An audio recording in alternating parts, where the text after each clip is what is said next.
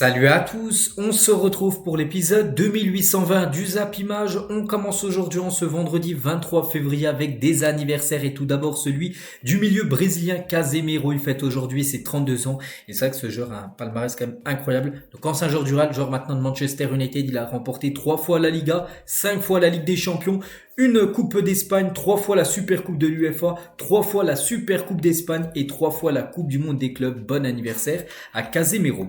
Sinon, il y a des autres joueurs qui fêtent également leur anniversaire aujourd'hui en ce 23 février comme Benjamin Henrich. Donc un joueur allemand du RB Leipzig qui fête aujourd'hui ses 27 ans. On continue, on va parler de tout ce qui s'est passé hier soir. En Coupe d'Europe, il y avait des matchs d'Europa League et d'Europa Conference League et surtout, il y avait pas mal d'équipes françaises qui ont joué. On va parler de tout ce qui s'est passé parce que ça a été plutôt moyen, voire très moyen. Mais on va commencer tout d'abord avec la bonne nouvelle, c'est Marseille. Marseille au match, elle avait fait 2 partout contre le Shakhtar. Et au match retour, Marseille s'est imposé 3-1. Donc du coup, score cumulé 5-3 pour l'Olympique de Marseille qui se qualifie pour les huitièmes de finale de cette Europa League. Donc félicitations l'OM, surtout que ça avait mal démarré parce que Sudakov a marqué un but sur penalty au bout de 12 minutes de jeu pour les Ukrainiens sur une faute bête, on peut dire, de Jonathan Klaus.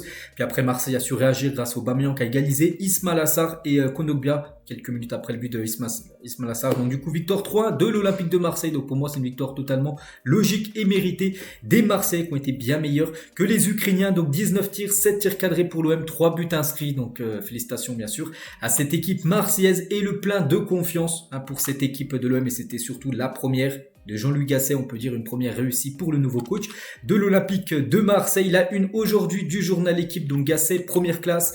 Donc le nouvel entraîneur de Marseille a réussi ses débuts d'abord mené au score. L'Olympique de Marseille a renversé la situation et a assuré sa qualification pour les huitièmes de finale. N'oubliez pas que c'est peut-être l'objectif de Marseille cette saison. S'ils veulent pas faire une saison blanche, remporter un trophée. Et bon, la Ligue 1, c'est quasiment, c'est encore mathématiquement possible, mais voilà, c'est quasiment impossible, on peut dire.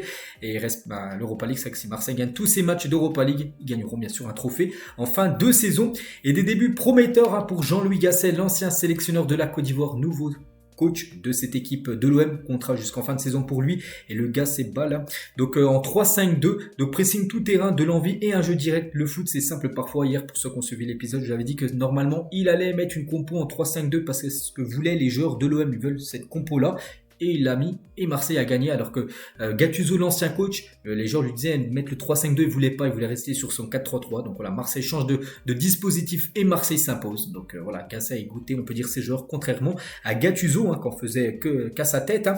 Et première réussite, je dis pour lui, donc un nouveau système de jeu, donc le 3-5-2. Ismail Assar qui marque 10 minutes après son entrée en jeu, donc coaching gagnant de la part de Jean-Louis Gasset. Et une qualification pour les huitièmes de finale pour cette équipe marseillaise. Et pourtant, un supporter de l'OM interrogé par l'équipe sur l'arrivée de Jean-Louis Gasset, c'était bien sûr avant le match. Mais qu'est-ce qu'il se passe dans ce club? Pourquoi il nous faut venir Joe Biden, donc quelqu'un d'âgé on peut dire, c'est trop ce club. Donc il avait dit ça bien sûr avant le match. Est-ce qu'il a le même propos après le match d'hier? Je ne sais pas. Mais voilà, pour l'instant, c'est une première réussite on peut dire pour Gasset. Et Jean-Louis Gasset à la fin du match, on monte un truc avec les joueurs, car quand tu arrives et que tu vois qu'ils sont dans le potage, il faut leur donner des choses simples. Tu as une séance pour dire jouer comme ça, donc on donne une directrice simple. Et voilà, ça a été simple et ça a été droit au but pour l'OM qui a marqué 3 buts hier lors de cette rencontre. Aubameyang a fait un gros match. Aubameyang, on avait peut-être besoin de ça, mais on a quand même une pensée pour Gattuso. Donc déjà, on a peut-être besoin de ça. Le changement d'entraîneur, parce que de temps en temps, un changement de coach, ça met un électrochoc dans la tête des joueurs. C'est ce qui a été le cas hier. Et ils ont quand même une pensée, Aubameyang a une pensée quand même par rapport à l'ancien coach, bien sûr, Gattuso, limogé il y a quelques jours. Et en parlant d'Aubameyang, j'ai dit, il a fait quand même une belle partie. Une belle partie de sa part, net de 7 sur 10, ce qui équivaut à un beau match de Aubameyang. Donc Unai, donc je regardais le match, Unai, timide 4, et c'est vrai, Unai a beaucoup tenté, mais beaucoup de fois, il a pris le ballon, il a essayé de dribbler, en début de match, les gars, dans les 20-30 premières minutes, au moins 4-5 fois, il a pris le ballon, il a essayé de dribbler 3-4 joueurs, à chaque fois il perdait le ballon. Donc faut pas oublier que le foot c'est un sport collectif. Après si tu passes en dribble, il y a pas de souci, mais il faut être sûr de toi parce que si tu le fais 5 fois d'affilée, tu perds le ballon, c'est pas fou, donc il a pas la moyenne. Unai par rapport à son match. Aubameyang toujours, donc j'ai dit un buteur, c'est lui qui a égalisé Pierre-Emerick Aubameyang et c'est un record. Aubameyang devient le meilleur buteur de l'histoire de l'Europa League avec 31 buts. Il était ex-aequo avec Falcao à 30 buts. Donc Aubameyang a marqué, donc du coup seul meilleur buteur de l'histoire de l'Europa League. 31 buts pour Aubameyang. donc il en a inscrit avec Marseille, il en a inscrit avec le Barça qui avait joué les 2 dernières années en Europa League. Il en a marqué aussi avec Dortmund, avec Chelsea. Donc voilà, félicitations bien sûr à l'attaquant gabonais. On peut voir les autres joueurs. Tiens, Lukaku, lui, il a 26 buts. Lacazette a 22 buts en Europa League. Mais le premier, c'est bien Pierre-Emerick Aubameyang. Donc en 58 matchs, 31 buts. Et on peut rajouter aussi 6 passes décisives pour Aubameyang dans cette Europa League. Donc félicitations. Quasiment peut-être le meilleur joueur de l'histoire de l'Europa League. Et cette saison, en tout cas, c'est le meilleur buteur. Donc déjà, meilleur buteur de l'histoire de la compétition. Le meilleur buteur cette saison avec 7 buts inscrits pour Pierre-Emerick Aubameyang. Et les meilleurs buteurs de l'OM en Coupe d'Europe sur une saison. Donc le recordman, c'est Drogba qui avait marqué 11 buts en 2003-2004. Et Aubameyang, deuxième, 9 buts. Donc là, vous dites, mais pourquoi tu dis qu'il en a marqué 7 en Europa League? Parce qu'oubliez pas que Marseille a joué les barrages de la Coupe d'Europe, la Ligue des Champions, c'était contre le Panathinaikos, ils se sont fait éliminer, donc il a marqué 2 buts lors de ces 2 confrontations-là. Et du coup, 7 en Europa League et 2 lors des barrages, donc c'est pour ça qu'il a 9 cette saison. Aubameyang, et c'est pas fini, donc il pourrait peut-être, s'il marque encore 3 buts, dépasser Drogba et devenir le meilleur buteur de l'OM sur une saison en Coupe d'Europe. Toujours avec Aubameyang, donc là on a parlé de ses stats en Coupe d'Europe, mais c'est vrai que cette saison, si on rajoute la Ligue 1, la Coupe de France, tout, donc c'est en tout 33 matchs pour 16 buts et 7 passes D, donc voilà, beaucoup critiqué, mais voilà, les stats sont plutôt pas mal quand même pour Aubameyang qui est arrivé l'été dernier du côté de l'OM. Toujours sur cette rencontre, donc tiré la tweet de Actu Foot Afrique, donc l'Afrique, l'OM, qualification, et pas mal de gens ont été décisifs, donc Aubameyang, c'est buteur et passeur D lors de ce match, Kondogbia buteur, Ismail Assar buteur et Amin Harit passeur D lors de cette rencontre. À noter aussi la très grosse performance de Quentin Merlin ce soir face au Shakhtar, donc ancien joueur de Nantes, il avait été transféré il y a quelques semaines du côté de l'OM, donc défenseur gauche, et il a été très bon défensivement, il a aussi apporté beaucoup offensivement, le défenseur espoir de l'équipe de France, tout simplement. Toujours sur cette rencontre, donc l'arbitre, c'est vrai que l'arbitre Marseille, s'ils n'auraient pas été qualifiés, je pense qu'ils auraient pu parler un peu de l'arbitrage, qui n'a pas été super bon, parce que déjà le penalty de Klose qu'il aurait fait, il y a des arbitres qui n'auraient pas sifflé penalty, donc bref, l'arbitre a sifflé penalty, mais voilà, si tu siffles le penalty pour le Shakhtar en tout début de match, tu siffles les gars ce penalty une vingtaine de minutes après, pas de penalty sifflé sur une faute du joueur ukrainien sur Jugo qui ne peut pas bouger, il est pris à faute, il y a faute totalement, donc comme j'ai dit, si tu siffles le penalty pour les Ukrainiens, tu dois siffler ce penalty là, l'arbitre n'a rien dit, plutôt surprenant, et là aussi les gars, et là non plus, ça fait beaucoup pour l'OM après 45 minutes de jeu, donc en gros c'est une passe, je sais plus de qui, et le ballon file au but, et il y a le joueur ukrainien qui touche le ballon de la main, alors que Ismail Assar, les gars, après sinon c'est face à face avec le gardien, et là aussi l'arbitre n'a rien dit, parce que soi-disant ça aurait été en dehors de la surface, ça se joue à rien, donc voilà, Marseille, on va pas revenir sur l'arbitrage, parce que Marseille s'est quand même imposé, mais s'il y aurait eu élimination, je pense que ces 2 faits de jeu là aurait beaucoup fait parler. Bref, on continue, l'OM est toujours invaincu à domicile cette saison, c'est vrai que Marseille, on a l'impression qu'ils sont en crise, mais c'est vrai qu'à domicile, c'est pas mal. Donc 8 victoires, 6 nuls, bon c'est vrai qu'il y a eu pas mal de nuls, mais 0 défaite, le jour pas perdu au stade Vélodrome, c'est surtout à l'extérieur, n'oubliez pas que Marseille, c'est l'équipe qui a pris le moins de points en Ligue 1 à l'extérieur cette saison. Les banderoles cinglantes des supporters marseillais avant le match hier, donc un spectre, c'est-à-dire en fantôme en tant qu'actionnaire, tu ne respectes ni l'OM ni ses supporters, Franck Macourt, c'est la fin de ton ère, Franck Macourt c'est le propriétaire de l'Olympique de Marseille, et c'est vrai qu'on le voit jamais, il est même pas dans les tribunes, très rarement, regardez, si on compare, je sais pas, avec des autres propriétaires, regardez, John Textor du côté de Lyon, on le voit de temps en temps quand même en tribune, que Franck Macourt, les gars, il est très rarement du côté de Marseille, par exemple, hier c'était un match important, je ne crois pas qu'il était là, donc voilà, les supporters de l'OM n'en peuvent plus, de Franck Macourt, et le message en tribune aussi, direction joueurs, cassez-vous. Voilà, c'est envoyé aussi des supporters de l'OM, et le communiqué des South Winners avant OM Shakhtar.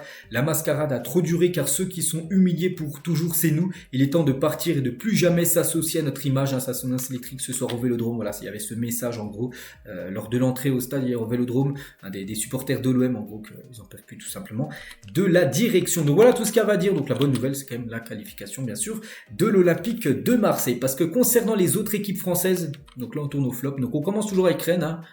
Tout d'abord avec Rennes.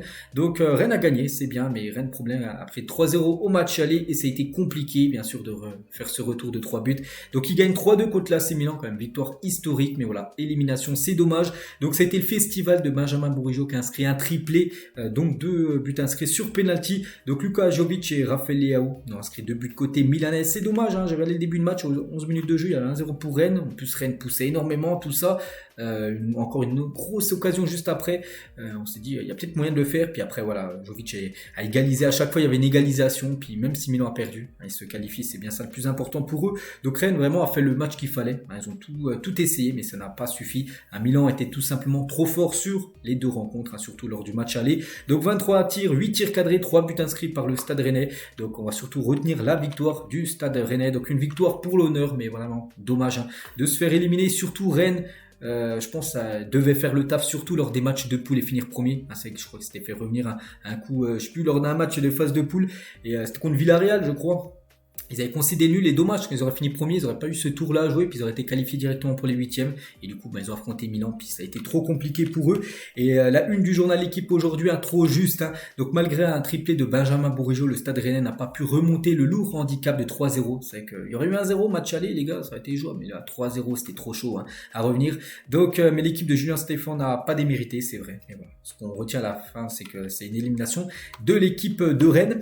Et Benjamin Bourigeaud, gros match, a triplé contre l'AC Milan, énorme match, et les 3 coups de Benjamin Bourigeaud, une note de 9 sur 10 aujourd'hui dans le journal L'équipe. Donc match exceptionnel, 10 sur 10 c'est parfait, là c'est exceptionnel le match de Benjamin Bourigeaud, et Bourigeaud devient le premier joueur à inscrire un triplé face à l'AC Milan en Coupe d'Europe depuis, bon c'est pas longtemps les gars, c'est Youssouf Yazici avec Lille en 2021, voilà il y a seulement 3 ans, c'est que Yazici avait inscrit également un triplé contre cette équipe de Milan. Tiens, du côté de Milan, on va parler de Théo Hernandez qui a été pas buteur mais passeur D, le capitaine, passeur D sur le but de Luka Jovic, le but de l'égalisation du 1-1 côté milanais. Donc ses stats cette saison, c'est 11 matchs, toutes compétitions confondues, et 2 buts et 6 passes D pour Théo Hernandez, qui est vraiment l'un peut-être le meilleur défenseur gauche actuellement au monde. Leao a inscrit un but également, le deuxième but côté Milan. Il a fait la célébration Calma lors de l'égalisation 2-2, où là c'était quasiment fini on peut dire pour Rennes. Donc un peu la célébration de Cristiano Ronaldo qui avait fait déjà cette célébration à l'époque du côté du Camp Nou à Barcelone. Donc élimination de Rennes. Toulouse. Donc Toulouse au match aller avait perdu 2-1 contre le Benfica. On se souvient en plus de deuxième but encaissé. C'était Di Maria qui a inscrit un pénalty à la 98e minute de jeu. Et du coup match retour, Toulouse a essayé mais ils n'ont pas réussi à marquer, c'est dommage. Et du coup, élimination également de Toulouse, c'est une catastrophe. Donc Toulouse, je dis, ils ont essayé, enfin ils ont pas mal tenté. Donc 6 tirs cadrés, 0 but inscrit. Le Benfica, ils ont pratiquement pas vu le jour. 8 tirs, la moitié, 8 tirs. Alors 16 pour Toulouse. Une frappe cadrée seulement pour le Benfica. Et du coup, ça fait les affaires des Portugais parce qu'ils avaient gagné le match aller. Du coup, Toulouse éliminé. Donc, ils auront des regrets parce que sur la double confrontation, surtout ce but, ils ont pris 2 buts sur penalty lors du match aller. C'est dommage. Je pense qu'il y avait la place d'éliminer le Benfica pour Toulouse à la fin du compte. C'est le Benfica qui se qualifie. C'est vraiment dommage pour l'équipe du TFC qui va se concentrer maintenant sur l'optique du maintien, tout simplement du côté de la Ligue 1. Et pourtant, le public était bien sûr, le stade à guichet fermé, le magnifique tifo des supporters toulousains pour la réception du Benfica. On sait recevoir à Toulouse. Donc déchaîner le taureau tout simplement de Saint-Sermin. Voilà pour qu'il fasse un gros match. Puis malheureusement, ils ont fait le match qu'il fallait mais ils n'ont pas marqué. Et ça n'a pas suffi pour les Toulousains. Et juste une petite info concernant l'avant-match, parce qu'il y avait pas mal de supporters du Benfica et des supporters, entre guillemets, je sais pas si c'est des supporters, du Benfica en caillassé sans raison à Bar à Toulouse. Voilà, donc ils ont pris des caillasses, ils ont balancé ça sur les vitres d'un bar qui n'a rien demandé, enfin les personnes qui étaient dedans. Donc voilà ce qui s'est passé avant la rencontre. Et on va parler comme du plus gros flop de la soirée, parce que Rennes a gagné, Toulouse ils ont essayé, mais Lens les gars c'est quand même un flop énorme. Donc Lens les gars joue contre Fribourg, donc au match aller 0-0, et Lens les gars lors de ce match retour menait quand même 2-0 dans le match. Ils ont perdu 3-2 et du coup ils sont éliminés. C'est incompréhensible vraiment ce qui s'est passé du côté du Racing Club de Lens. Donc Pereira, Dacosta et Wai avaient inscrit. Il y avait 2-0 à la mi-temps pour Lens. On s'est dit voilà 2-0. Vraiment ils cadenassent en défense. Vraiment je sais pas, ils essayent de jouer le chrono max, vraiment il y a moyen, il faut qu'ils prennent quand même 2 buts pour qu'ils se fassent, ça aille en prolongation, voire 3 buts pour perdre, et ils ont pris ces 3 buts, ils perdent, et du coup ils sont éliminés, c'est fou. Donc Fribourg les gars, c'est une belle équipe, faut pas non plus dire que Fribourg c'est une équipe éclatée, mais voilà, 28 tirs pour Fribourg, 8 tirs cadrés, 3 buts. Lens les gars, c'est 8 tirs cadrés, les deux équipes ont 8 tirs cadrés, donc voilà, Lens, je sais pas les gars, je sais pas ce qui s'est passé, c'est vraiment dommage. Et Lens du coup a craqué. Voilà, du coup, c'est fini. Regardez, hein, ce scénario, il y avait 2-0. Wai qui marque juste avant la mi-temps. Donc là, ça sentait très bon pour Lens. 2-0 à la mi-temps. Puis voilà. Salah, les gars, 67e et 92e minute de jeu. Ils ont égalisé l'équipe de Fribourg. Ils n'ont pas su tenir dans le temps additionnel. Et du coup, c'est en prolongation à la 99e. Grigoric a inscrit le 3-2. Puis après, Lens, là, c'était fini. Eux, ils n'arrivaient pas à revenir. Et du coup, élimination. Donc il va falloir s'en remettre de cette élimination pour Lens. Parce que je pense qu'il y avait vraiment un coup à jouer dans cette Europa League. Et du coup, ils sortent. Moi, je pense qu'ils sortent vraiment très déçus de cette compétition. Et ce cas, après l'élimination du Racing Club de Lens, au vu de notre première mi-temps, on mérite la qualification, mais ils ont fait le nécessaire pour nous mettre en danger en seconde période. Et on n'a pas su répondre, c'est difficile, ça se joue à rien, ça fait mal. On voulait poursuivre l'aventure européenne, c'est vrai. Quand tu mènes 2-0, au pire, ils auraient perdu 3-4-0, ok, voilà, c'était fini, c'était bien meilleur. Mais là, quand tu fais une mi-temps comme ça, la première et la deuxième, tu fais ça. C'est pas possible. Bon, après, c'est le football, hein. Ça arrive souvent, bien sûr, ce genre de cas-là, mais voilà, ça n'a pas tourné en faveur, on peut dire, de cette équipe. Ça me fait penser, tiens, un peu à la finale de la Coupe du Monde. La France qui revenait sur l'Argentine de partout, mais bon, l'Argentine avait quand même réussi à gagner à la fin du compte. Donc Lens, là, qui menait en début de match, eux, ça a été le sens inverse, ils n'ont pas réussi. Et c'est bien Fribourg qui se qualifie. C'est dommage parce que Lens, c'était un match un peu spécial parce qu'ils ont joué hier leur 100e match européen et c'est quand même un sacré flop, avec une avance de 2 buts et du coup élimination à la fin du compte. Et Lens n'a plus gagné de match européen à l'extérieur depuis 2005. On est quand même en 2024, il y a plus de 20 ans à peu près. Donc quel flop monumental ce soir, surtout par rapport au scénario du match. Je vous ai dit, quand tu mènes 2-0, t'as pas le droit de craquer comme ça. Tu dois cadenasser ta défense et voilà, c'est comme ça, c'est le foot. Et pourtant, les gars, Wai a marqué un but et c'est vrai que Wai, il ne fait pas une saison énorme en Coupe d'Europe, c'est pas mal. Donc 7 matchs en Coupe d'Europe si on prend en compte la Ligue des Champions plus l'Europa League. Donc 3 buts et une passe D. Donc il a été buteur contre Arsenal, le PSV Fribourg, une passe D contre Arsenal. Donc belle saison pour lui, malgré que son équipe est du coup éliminée. Et pourtant, il y avait pas mal de supporters, il y a plus de 1200 supporters lensois qui ont fait le déplacement du côté de Fribourg. Je pense qu'ils ont dû vivre beaucoup d'émotions à mi-temps. Tout le monde devait être content à la fin du match. Tout le monde devait être dégoûté. Et malgré le faux pas de ce soir, Lens nous a offert quand même de magnifiques matchs en Coupe d'Europe avec le 2-1 contre Arsenal. Énorme coup. Et le 2-1 contre Séville, on se souvient de ce match où du coup ils avaient éliminé Séville pour aller en Europa League. Et du coup ils sont sortis dès les 16e de finale. Donc voilà ce qu'à dire concernant les clubs français à part Marseille. Les autres, et Rennes qui a gagné quand même. Les autres, ça a été flop monumental, surtout l'équipe de Lens. On continue les gars, il n'y avait pas que des clubs français qui jouaient. Par exemple, il y a l'AS Roma contre le Feyenoord Rotterdam. Donc ça s'est joué. Donc déjà un partout match aller. Un partout match retour, donc du coup, prolongation, voilà, du coup, après penalty, il fallait un vainqueur, donc penalty, c'est l'AS Roma qui s'est imposé 4-2 au penalty, et du coup, le Feyenoord est éliminé, ça c'est plutôt une bonne nouvelle pour l'indice UEFA français, avec le flop là, des équipes françaises, et le Feyenoord, qui est une équipe néerlandaise, donc le championnat de Eredivisie, juste derrière le championnat de Ligue 1, ils se font éliminer eux également. Donc voilà, l'AS Roma se qualifie pour les 8e de finale. Donc voici les statistiques de la rencontre. Le Sparta Prague contre le Galatasaray. Donc le Sparta Prague s'est imposé 4-1. Notez que le Galatasaray s'est imposé au match aller 3-1. Et du coup, Prague, les gars, avec cette victoire 4-1, score cumulé 5-4 pour eux et du coup élimine le Galatasaray de cette Europa League. Gros coup, bien sûr, pour l'équipe de Prague à la fin du match, les gars, c'est parti en bagarre générale. Donc ça a éclaté entre les joueurs et le staff à la fin du match entre le Sparta Prague et le Galatasaray, du coup éliminé.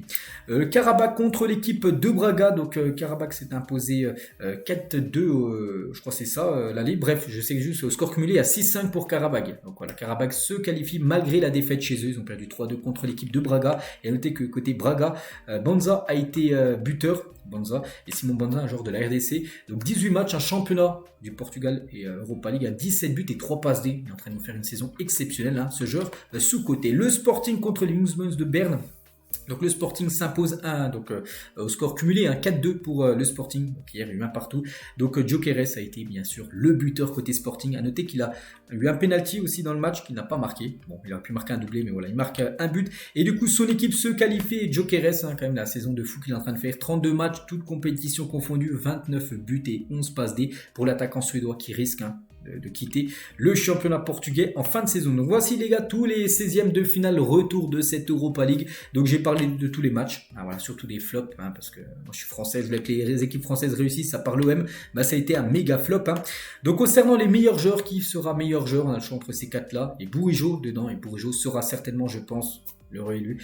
Donc Bourigeaud a triplé. Donc ça là, il a également marqué un doublé. C'est lui qui a marqué le doublé pour Fribourg pour revenir à un contre Lens. Donc ça se peut que ça soit lui aussi. Donc on verra, on connaîtra l'heureux élu aujourd'hui. Du coup, on connaît toutes les équipes qualifiées, les 16 équipes qualifiées, parce qu'il y avait déjà des équipes comme Liverpool, Leverkusen, ou comme l'équipe de Brighton qui a fini devant l'OM. Donc du coup, ils avaient déjà qualifié en 8e. Donc voilà, les 16 équipes qualifiées pour cette phase finale, on peut dire, de l'Europa League. Et du coup, l'OM, le dernier club français encore en lice en Europa League, c'est qu'il y a encore potentiellement 4 équipes et il n'en reste plus qu'une. Ça a été comme un gros flop avec 3 équipes françaises éliminées dès les barrages de cette Europa League, avec, j'ai dit, on a parlé de Toulouse, de Rennes et de l'équipe surtout de Lens, parce que Lens, ce qui s'est passé dans le match, c'est pas possible. Donc voilà, c'est vrai que ça n'a pas été bon pour l'indice UEFA, mais malgré ça, si la France a perdu 3 de ses 6 représentants à l'issue des barrages de la Ligue Europa, sa 5e place à l'indice UEFA était confortée vis-à-vis des Pays-Bas. Donc malgré les 3 éliminations, la France a pris un peu d'avance encore hier sur les Pays-Bas, sur l'indice UEFA. 63 831 points pour la France contre 61 100 points pour les Pays-Bas. La 5e place permettra d'avoir 4 représentants en Champions League la saison prochaine. Vous savez que c'est important. 3 équipes qualifiées et une qui jouera les barrages. Donc prudence de mise tout de même, car en fin de campagne européenne, le nombre de points sera divisé par le nombre de clubs engagés par pays. Donc 6 pour la France et 5 pour les Pays-Bas. Donc sera divisé. Tout ça les points, donc voilà, mais bon, la France a toujours un peu de points d'avance sur les Pays-Bas. N'oubliez pas qu'en début de saison, les Pays-Bas avaient plus de points sur la France, donc là on a quand même pris pas mal de points malgré l'échec là des clubs français hier. Donc maintenant on souhaite bonne chance à Lille, on souhaite bonne chance à Marseille et au Paris Saint-Germain d'aller le plus loin possible bien sûr en Coupe d'Europe cette saison. Concernant l'OM, donc l'OM, regardez les adversaires potentiels de l'OM. À noter que le tirage au sort a lieu tout à l'heure, à midi là, peut-être quand vous regardez la vidéo les gars, le tirage au sort a déjà été fait. Donc voici les potentiels adversaires de l'OM. Donc il y a des équipes, je pense qu'il faut absolument éviter. J'en vois au moins 2 qu'il faut absolument éviter. Leverkusen qui n'a pas perdu cette saison. Je pense qu'il faut les éviter parce que c'est gros morceaux, et Liverpool également. Donc après, voilà. Bon, après, Marseille ne peut pas affronter Brighton qu'ils ont affronté en phase de poule. Le Slavia Prague, là je pense que c'est l'équipe la plus abordable. Les Glasgow Rangers ou Villarreal, pourquoi pas. Et Villarreal, les gars, regardez qui est le coach, c'est Marcelino, l'ancien coach de l'OM en début de saison. C'est que ça peut être ça le futur adversaire. Voilà, évitez surtout Liverpool et le Bayer Leverkusen qui sont quand même les 2 gros, on peut dire, que Marseille peut affronter. Donc voici les gars, donc les premiers là et les autres. N'oubliez pas que Marseille recevra au match aller et se déplacera au match retour pour ces 8e de finale d'Europa League. Donc là, le tirage au sort à midi. Concernant l'Europa Conference League, donc très rapidement, voici toutes les équipes qui ont joué les résultats. Donc l'Ajax, les gars, s'est imposé du coup 4-3 contre Bodo Glimt sur le score cumulé. Hier, j'ai eu 2-1 pour l'Ajax. Du coup, l'Ajax qualifié en grosse équipe.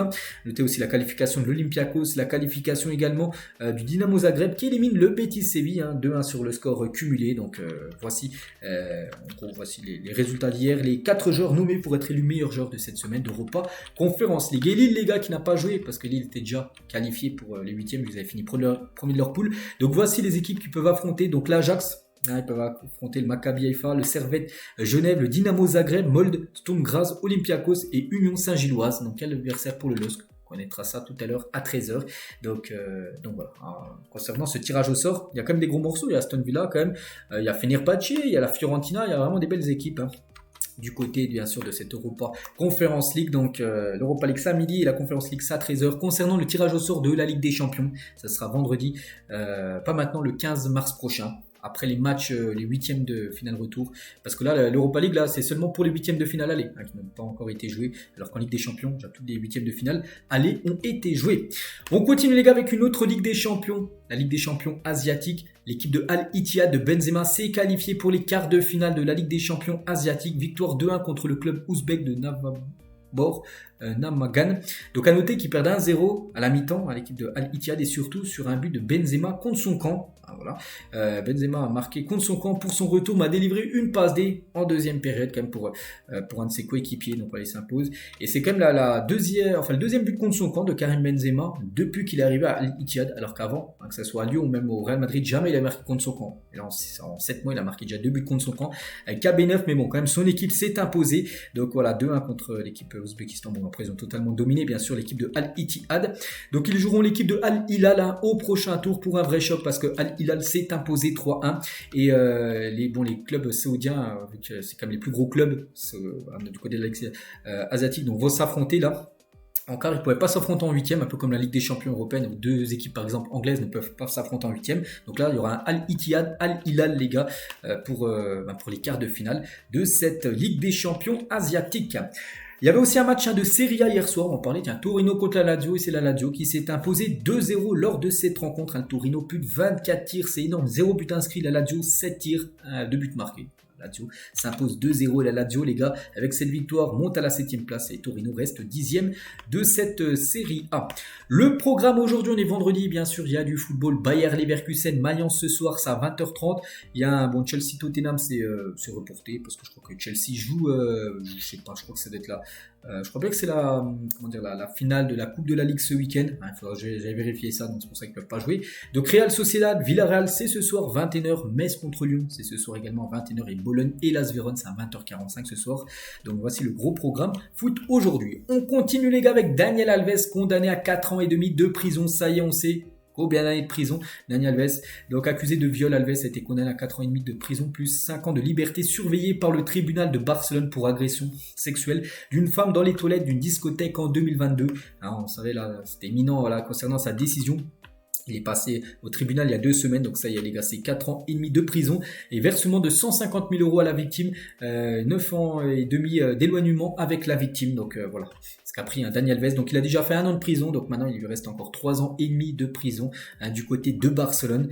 Dani Alves, et pourquoi Dani Alves a échappé une peine plus lourde? Parce qu'on pouvait aller jusqu'à 12 ans de prison, donc si son état d'ébriété supposé ne lui a pas permis de diminuer sa peine, l'argent, si l'insistance considère une réparation du préjudice de la part d'Alves, le juge ayant, avant le procès, déposé 150 000 € d'indemnité sur le compte du tribunal pour être remis à la victime sans aucune condition, une somme en partie versée selon plusieurs médias brésiliens par la famille Neymar. Donc en gros il a payé de l'argent, j'ai dit, il a payé 150 000 €, mais il n'était pas obligé de payer cette somme et il l'a payé, et vu qu'il a payé cette somme là, et du coup ça réduit sa peine, peut-être je sais pas, peut-être qu'il allait prendre 8 ans et du coup il a payé cette somme là et du coup ça descend à 4 ans et demi.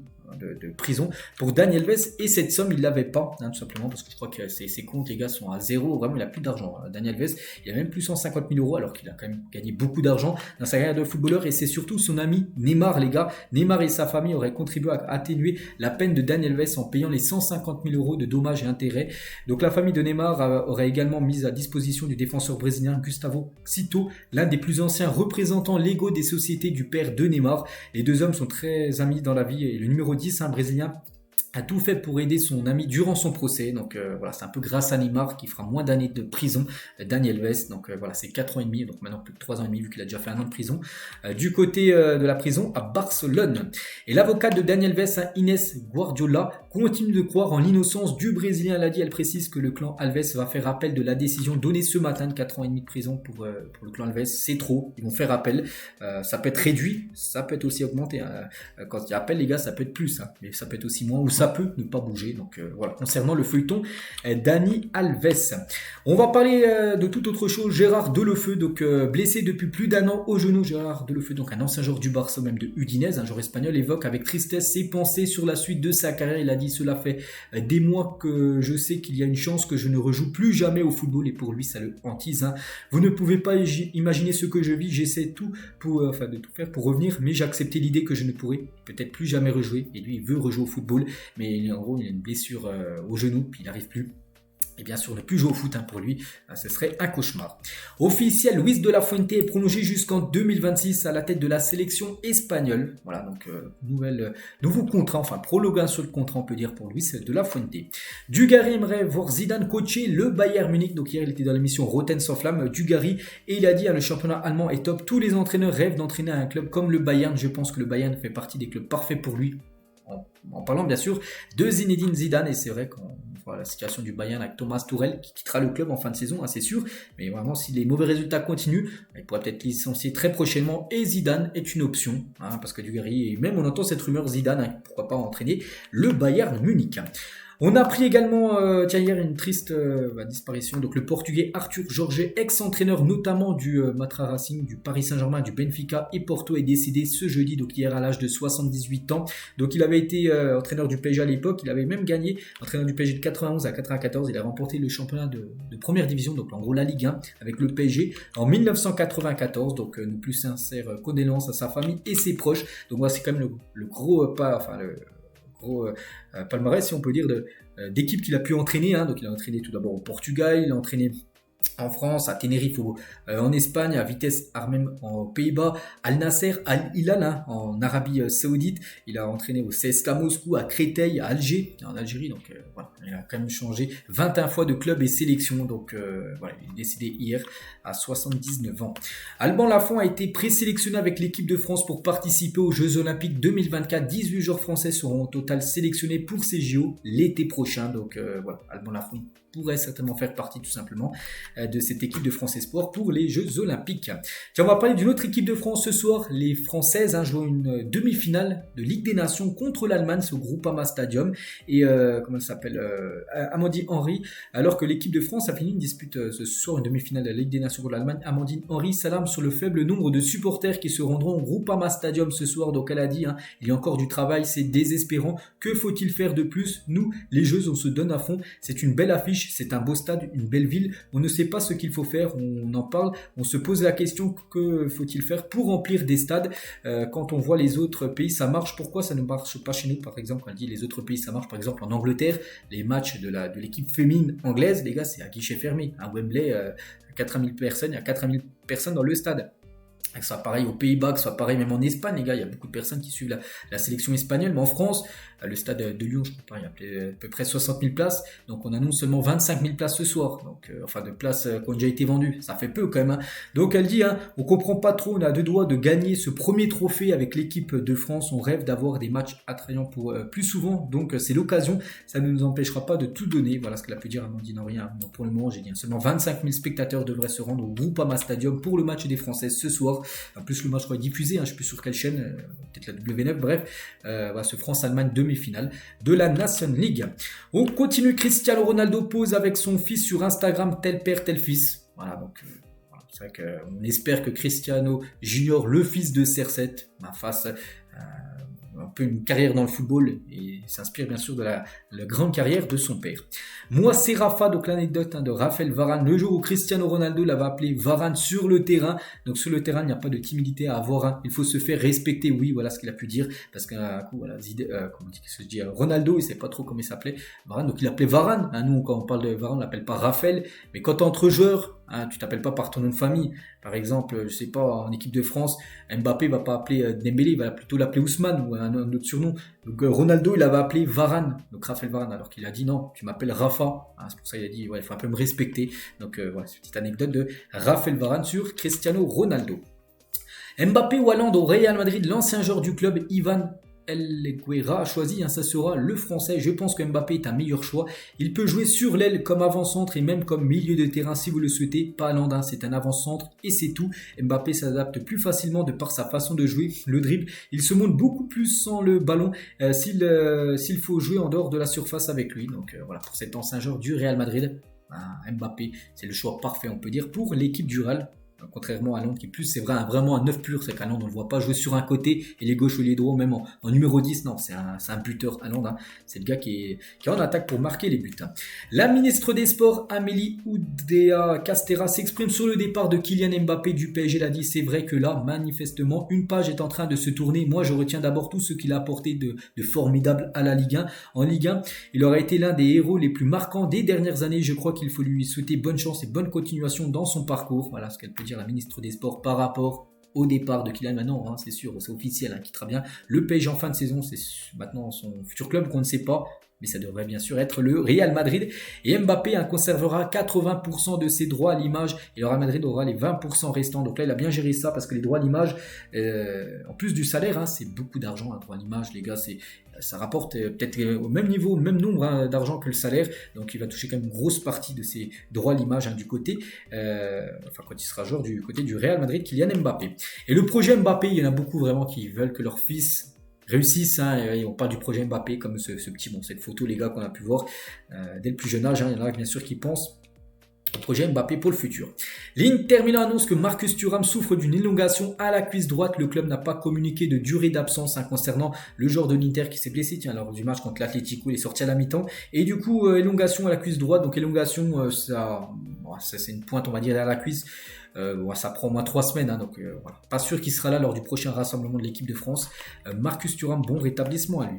Officiel, Toni Kroos sort de sa retraite internationale et retrouvera la sélection allemande en mars en vue de l'Euro 2024. Donc c'est qu'on en parlait, il y a pas mal d'infos là ces derniers temps. Et ça y est, c'est officiel. Il a annoncé les gars sur ses réseaux sociaux. Donc Jean Petit, indolore, c'est le... Comment dire, la traduction, hein, voilà, qui est pas ouf. Hein. Bref, je rejouerai pour l'Allemagne en mars. Hein. Pourquoi? Parce que l'entraîneur fédéral m'a demandé. Je suis d'humeur et je suis sûr qu'avec l'équipe du championnat d'Europe, beaucoup plus est possible que la plupart ne le croient en ce moment. Donc voilà, Toni Kroos, les gars, revient. N'oubliez pas que il avait arrêté avec l'Allemagne en 2018 après l'échec, hein, le flop de la Mannschaft lors de la Coupe du Monde en Russie. Et du coup, 5 ans après. Il revient même 6 ans après, il revient. Donc là, il sera convoqué lors des prochains matchs en mars. Hein. Il jouera contre l'équipe de France, mais pas qu'il y a un France-Allemagne prévu à Lyon là dans 3 semaines. Et voilà, Toni Kroos sera bien présent. C'est vrai que le milieu allemand, les gars, il est quand même impressionnant avec Toni Kroos, Gundogan et Wirtz. Hein. C'est vrai que en plus c'est chez eux. C'est vrai que l'Allemagne, les gars, a un coup à jouer malgré que cette équipe est en difficulté. Depuis pas mal d'années, le dernier but qu'il avait marqué à Toni Kroos en sélection. On se souvient de ce but magnifique contre la Suède malgré l'élimination. Il a marqué un sublime coup franc qui était parti en pleine lucarne opposée. Et c'est vrai que France-Allemagne, c'est le 23 mars prochain. Bah tiens, on est le 23 février, dans un mois, jour pour jour. Ben voilà, il y aura par exemple Tchouaméni Camavinga contre Toni Kroos qui jouera lui du côté allemand. Le chantier du nouveau stade d'Everton avance plutôt bien. Une fois fini, l'Everton Stadium permettra d'accueillir 52 000 spectateurs. Le club quittera le Goodison Park inauguré en 1892. Je me souviens les gars, tiens, je fais des vidéos tous les jours sur l'actu du foot. J'en avais parlé les gars, tiens, que cette maquette, que ça allait sortir ce stade et ça avait parlé au moins 4-5 ans. Je me souviens, j'avais parlé de ce stade d'Everton. Ben, il a bien avancé en construction, regardez. Voilà. En gros, il est comment actuellement, hein. Donc il va ressembler à ça. Donc là, c'est la maquette, hein, bien sûr, hein, quand il sera fini. Donc là, c'est une vraie photo. Voilà, il ressemble à ça. Donc voilà, encore, je sais pas, peut-être encore un an de travaux. Puis voilà, l'équipe de Everton jouera dans ce stade magnifique. Hein. Après, à eux de ne pas descendre en deuxième division, parce qu'Everton, on sait qu'actuellement, ils ont pris moins 10 points en première ligue. Donc c'est pour ça qu'ils peuvent potentiellement descendre en Championship saison prochaine. Bref, tiens, toujours du côté de l'Angleterre, officiel, Joe Hart va mettre un terme à sa carrière en fin de saison à l'âge de 36 ans. L'ancien gardien de Manchester City, je ne sais plus trop Hugo, hein, donc je ne vais pas dire de bêtises, Joe Hart, mais voilà, il va arrêter sa carrière normalement en fin de saison. Will Smith, après avoir rencontré Lionel Messi, c'était incroyable. Will Smith qui a été là lors du premier match de l'Inter Miami, qui s'est imposé 2-0 contre Salt Lake. Là, c'était il y a 3-4 jours pour du match d'ouverture de cette nouvelle saison de MLS. Et voilà, Will Smith a rencontré Léo Messi, il était très très content. Toujours avec Messi, quand j'ai rejoint le Barça, c'était un peu bizarre au début, mais à partir du moment où je suis arrivé dans le centre d'entraînement et qu'ils m'ont donné des vêtements pour m'entraîner, ce petit geste a fait une grande différence pour moi, hein, parce qu'il portait les couleurs, hein, du FC Barcelone. Puis à partir de là, on sait ce qui s'est passé, bien sûr, la magie entre Messi et le Barça.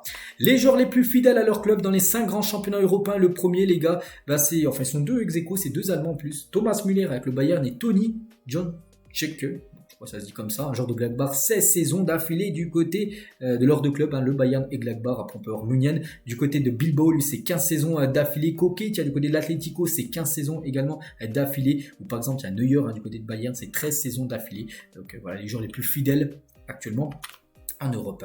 Bouba Kamara est opéré avec succès après sa grave blessure, rupture des ligaments croisés, donc il promet de revenir plus fort, c'est tout ce qu'on lui souhaite bien sûr. Voilà, c'est la photo qu'il a pu mettre sur son compte Instagram, donc en béquille, donc déjà forfait, hein, jusqu'à fin de saison, c'est le gros coup dur pour Aston Villa, forfait également avec l'équipe de France pour l'Euro, il ne sera pas là parce qu'il vient de se faire opérer, donc il reviendra début de saison prochaine, bon rétablissement à lui. Victime d'une blessure aux ischio-jambiers, Luke Shaw devrait être absent pour le reste de la saison, ça c'est un gros coup dur pour l'équipe de Manchester United, pourquoi?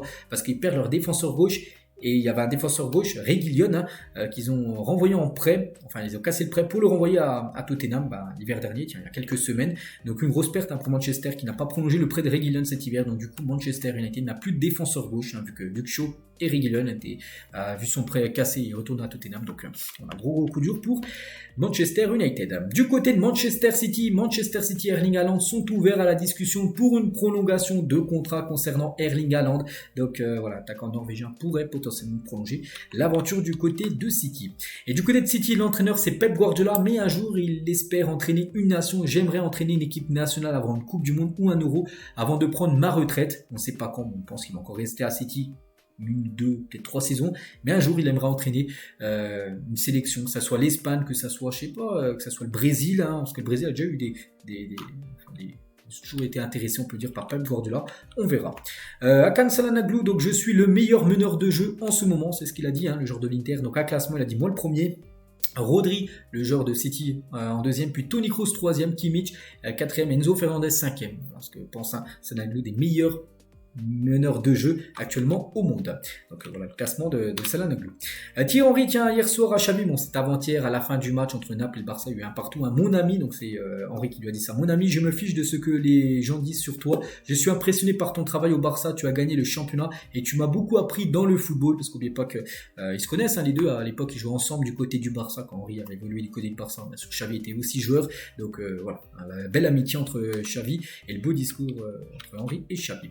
Et on finit, gars, cet épisode aujourd'hui avec une petite info concernant Kun Agüero. Le cardiologue de Kun Agüero, qui a 35 ans, Kun Agüero, rassure sur la santé de l'Argentin et parle d'un possible comeback. N'oubliez pas qu'il avait dû annoncer sa retraite. Pourtant, il avait seulement joué 2 mois du côté du Barça parce qu'il avait des problèmes au cœur. Et en gros, son cardiologue, il a dit qu'il est fort probable que Sergio Agüero rejoue au football après avoir annoncé sa retraite récemment. Peut-être comeback, c'est vrai qu'il a 35 ans. Il y a des joueurs, regardez, Ronaldo, il a bien 39 ans, il est toujours footballeur. Pourquoi pas un retour de Kun Agüero dans le football, parce que d'après son cardiologue, il pourrait potentiellement faire son retour, son comeback. Donc on peut dire affaire à suivre. Donc voilà les gars ce qu'il y a à dire aujourd'hui. J'espère que ça vous a plu. On se retrouve demain bien sûr pour le prochain numéro. À demain.